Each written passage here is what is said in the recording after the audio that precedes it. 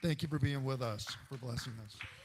It's an absolute honor to be here. I love coming. I love what you're about. I love it from the time I got here to what I get to witness you all doing in the world, what I think you're about. Your passion, your freedom, liberation that you've claimed for yourself, for your own ways of being, your own soul, your own expressions. And it absolutely inspires me day in and day out in every single thing that I do. And this Light of God Expressing Award is gratefully received in humility and awe and in certainty that what we're about and do matters. And as I said at the acceptance part of this, and I'll say again this morning, the reason I have received the Light of God Expressing Award is because of people like you that said yes to a new earth, yes to a new way of being in the earth, yes to a way of finding God in a different relationship with us, and that there's no place God is not, and that we are one with that our principles are true and transformational, and we're living in it today. So what I said is, my light of God was going to express for darn sure. And it would have been expressing somewhere besides unity if it hadn't been for y'all saying yes, and your open-mindedness and open-heartedness and your high consciousness and the upper chambers of your way of being that would say, there's something here to this. So my sincere thanks. And the award is ours. I share this with you, and I thank you for that.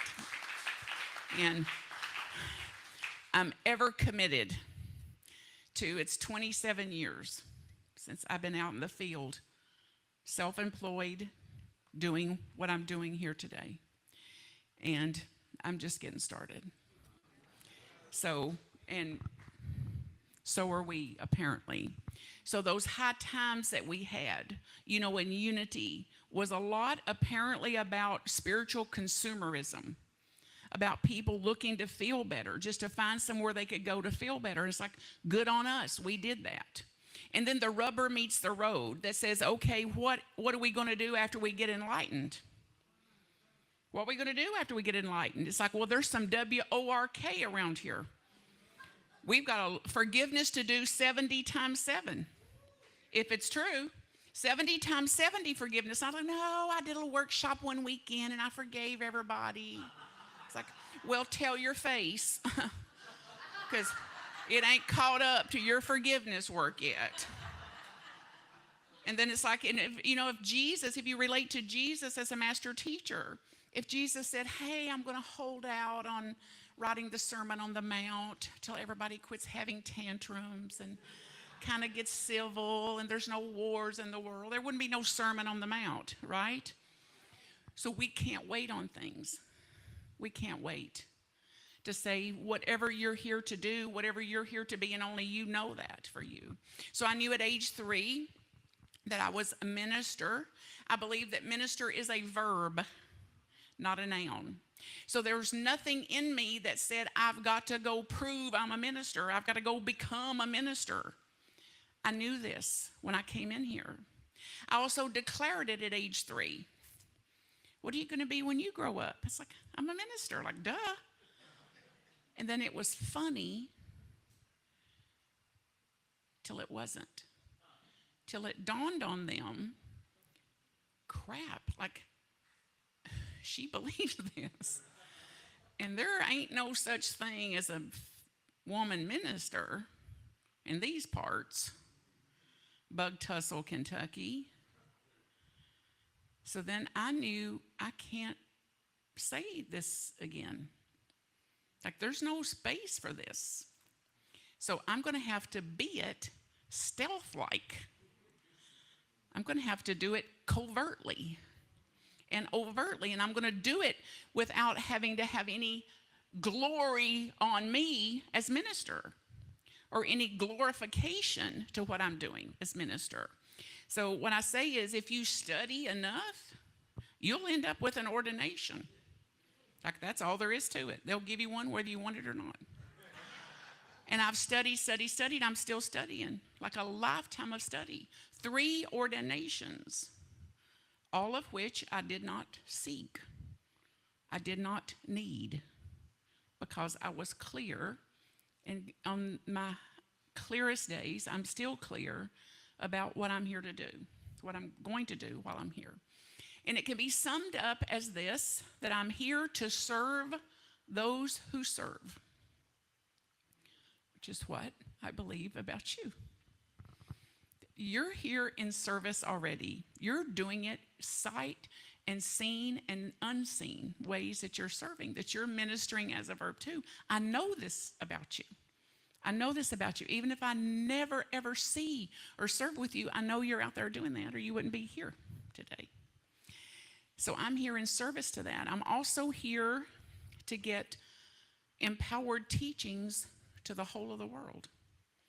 So then anything that can be spoken through me, any gift that I have of a spoken word, of a written word, of a prayer, of an act of compassion, of service, is given. And then it's given freely. So Jesus painted a pretty bold picture for us of a way of being in the world, a radical way of being in the world that included compassion, that included forgiveness and spiritual practice and the highest level of integrity I have witnessed, which inspires me. Like, to when in doubt, go toward those things. When in doubt, like, lean that away. And this is not the kind of applause that we're seeking to get. You know, the kind of applause that we may get at a board meeting when everybody goes, oh, it's her, it's him.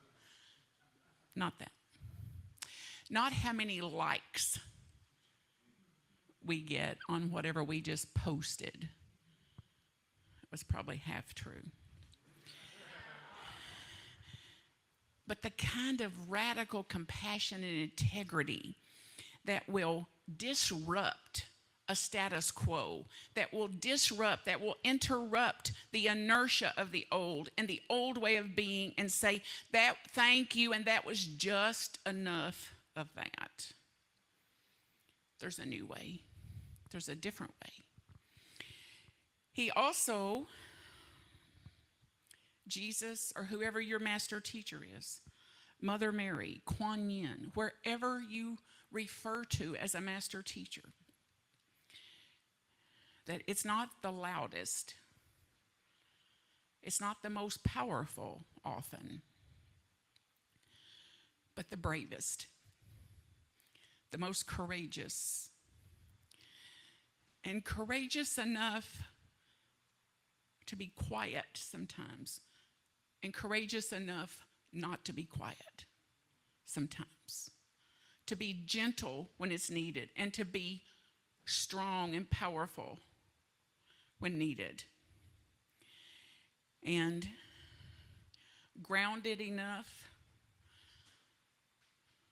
to whisper a little prayer before I fire off that text to somebody, or respond to their insanity with all caps in my email. Anybody know what I'm talking about? It says, let me reel this in a minute here so I don't continue to put violence in a world that I claim and pray and sing about every Sunday or every day or two, that I don't want to keep creating that in the world. This is why, well, there's several reasons. They won't let me lead the peace song. I don't know a key from a chord from a note. There's that. And it would go like this. Let there be peace on earth, and let it begin with her. Let there be peace on earth, and let it begin with him. And as soon as he apologizes, I'll consider it. And as soon as they undo all the harm to me they've done, I'll consider it. Versus let there be peace on earth. And I've got this to navigate. That's mad about something most of the time. It does not love what is, does not like what is. And it cannot continue to lead if we ever expect to live in a world that works for all people. So we have got to have enough spiritual devotion, enough spiritual practice in place to do something that interrupts that patterning and interrupts that status quo. And it may mean, in the South, just before your eyes roll twice at some asinine something they just did, that you ground yourself and mutter, bless her heart. Bless her heart. Jesus has also, and other master teachers, all leaders that had this kind of consciousness, has handed us a new script, one that does not follow a plot line of fear.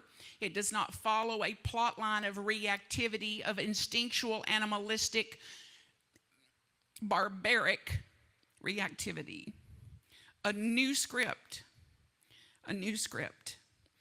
And in unity, we call this shifting from living by default to living by design. To determine how I'm going to be. To determine a different course of action. So we then can move from our conditioned, animalistic, reptilian brain, instinctual, knee-jerk selves, to the upper chamber, to the higher self, to the Christ consciousness aspect and domain of us. And it may be when we say, OMG, I can't believe they've done that. To, of course they did that. And the humility to know that if I was in the state of mind they're in, only by God's grace go I. That if I was in that state of mind, if I was in that state of consciousness, if I was in that state of BS, belief systems, I'd be doing that too. So, OMG. And then, of course. And then one of us here, some of us here can say, not today. Not in this interaction. Not today. And in unity we say, you're a light of God, you're a child of God, we're all children of God. And it's like, well, not them.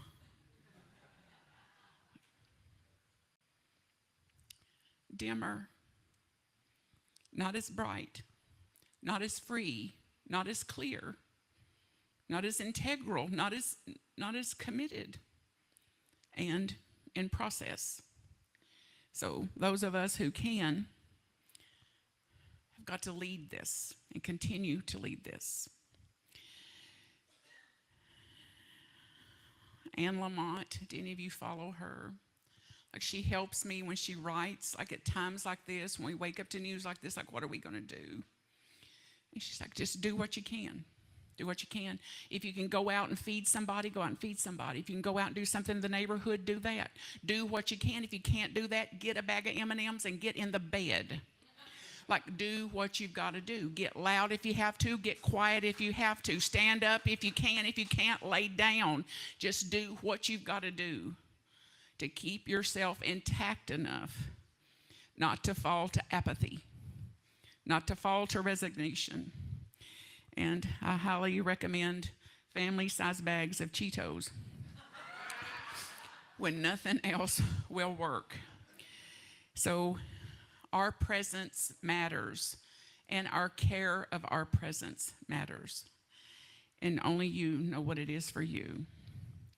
We also teach in unity and believe in unity that we're not here to become something, that we are unfolding as divine grace. We're a human being in a divine being in a human experience, or we're here in a human expression as the divine. That means that we have innate worth, inherent worth, not something we have to get, not something we have to earn. We are that. We have that. And through that certainty, then we have some spiritual authority, some power to change what we can, and the good sense to know what we cannot change, the wisdom to know the difference of those two. And then our divine inheritance is not something we have to sell ourselves for, but it is ours now in every way. So the good works you're doing, the good works I'm doing, the good works you are doing, dial them up. Dial it up. Any act of service we can, you can. And it's not just some big bold something. It may be leading something. It may be out on the street. It may be holding a sign. It may be a protest. And it may be quiet, humble forgiveness, and clearing our own consciousness, something that only you would know about. And the more we continue to interrupt these patternings and stop trying to be okay, to wake up to, I'm already okay. The way I am is okay. The way I'm expressing here is okay. See if you can let your heart feel that this morning. I'm okay. I'm okay, like as I am, exactly as I am. I'm okay. And the world and our inertia, the patternings will continue to try to shame us, blame us, tame us, change us. Have you noticed? Like, don't do that, do more of this, do less of that. It's like, who can do it for long? Versus we're here not to blend in, but to bless. To bless. Radical blessings, radical giving, radical forgiveness, radical service, radical courage. And we've been shown how with every master teacher since the beginning of time has demonstrated ways of this. So whatever is your way, I lift you up in it. I say Godspeed in it. And if there's ever a way in the world I can support you, it's yours. marthacreek.com to contact me. I sent a box of these books up here. I've sent upwards of 1,000 of them around. I've made it in a PDF for people that can't afford a book or buy books to give it away. I sat and read it right into a YouTube, right into a camera, so it's available and free on YouTube for people who can't read, that they can hear it if they want to. There's 26 chapters, and they're all spiritual practices. 26 spiritual practices. If you got one, I'm asking you to co-inspire with me to get these teachings to the whole of the world. If you'll notify me, if you've got a men's group, a women's group, a book study, something in your neighborhood, and you want to use the book for that, if you'll email me directly, I'll send you a box of them to get empowered teachings to the whole of the world. And if you got a book and don't like it, please don't stick it on a shelf. Give it away. Leave it in a store. Get it to the Goodwill. Give it to somebody you don't like. Like, get even with them, you know? Or drive through a neighborhood and just sling it out in their yard. Like, do something with it to keep this moving out into the world, please. Also, we have a tremendous retreat in October out at Unity Village that is our affiliated New Thought Network. It's the best conference ever. Come and see. And Ricky Byers is the music director for a week of that, which you know her, like she's a soul revival. So come out there and get your soul water with us. And that's at antn.org, all the information about that and how to serve. Paul and I serve there together in that organization. I'm also, how many of you were at that retreat I led here out, was it in Connecticut or Egypt or where was it? Nellie was there, Leo and Britt and Lynn. So many of you were there. So I'm doing another one of those down in Ohio, in Cincinnati, Ohio. So come on the website and figure that out and come down there. Anything that'll bolster you up, whatever could bolster you up. And then I do daily 3 minutes or less self-compassion videos. How to be caring for your own spirit, our own souls.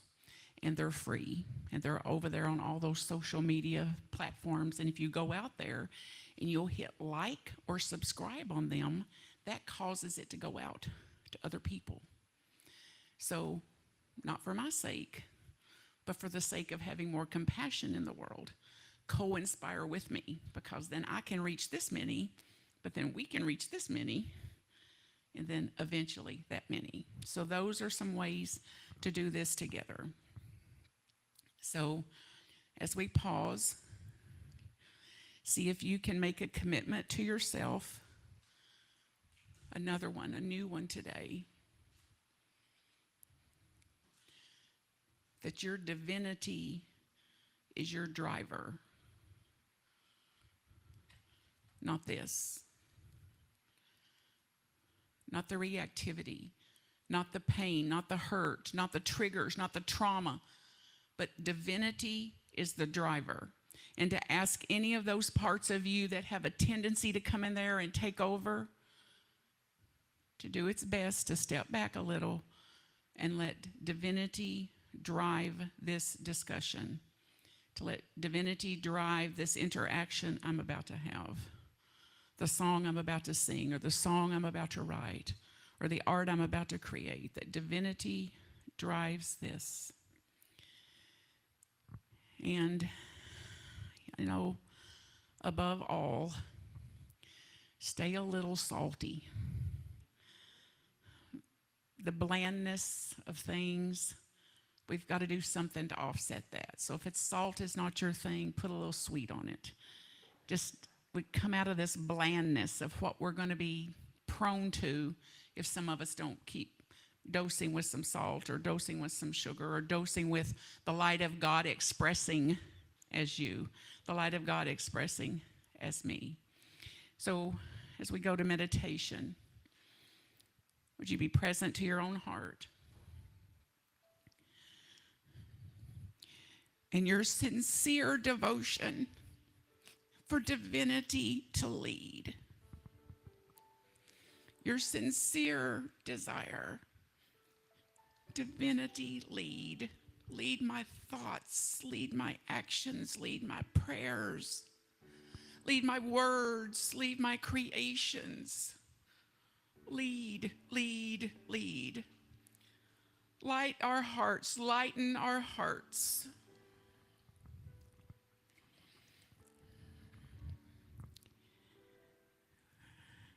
We pause now to reactivate, to revitalize, restore, and renew the certainty of our divinity.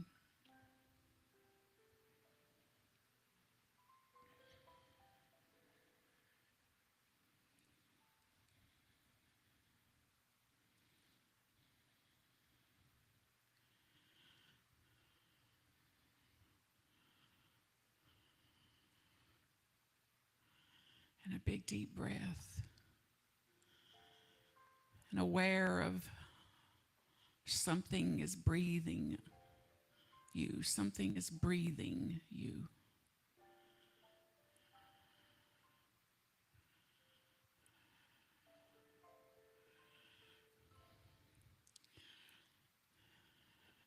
And create a more spacious heart for guidance, a more spacious heart for listening to this divine high aspect of ourselves as the lead, as the mastermind, as the clarity, as the will, as the zeal, as the enthusiasm, as the understanding, as the letting go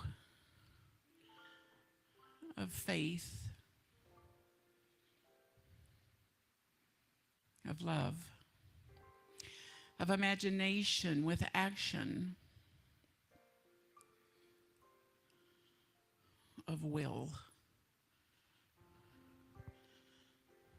I am willing. See if you can speak those words silently or aloud. I am willing. I'm willing. I'm willing to be willing. I'm willing.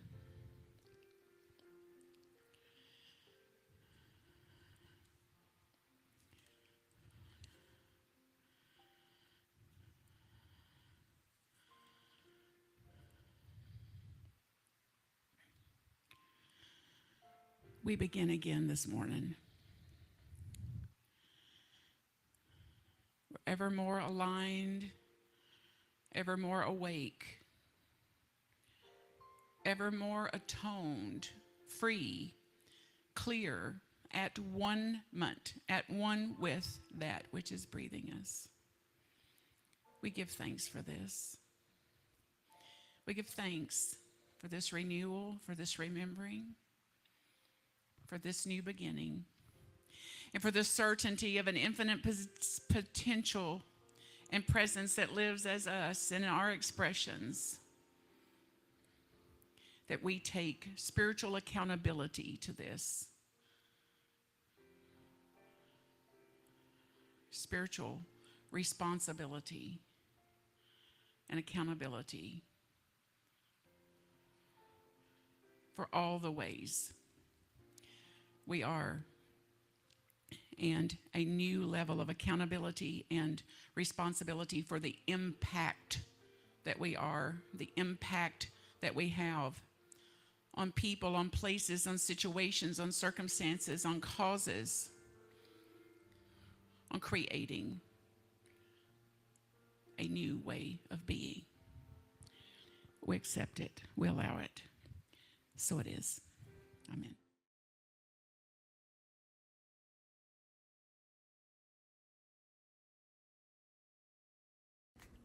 marthacreek.com if I can support you. Blessings.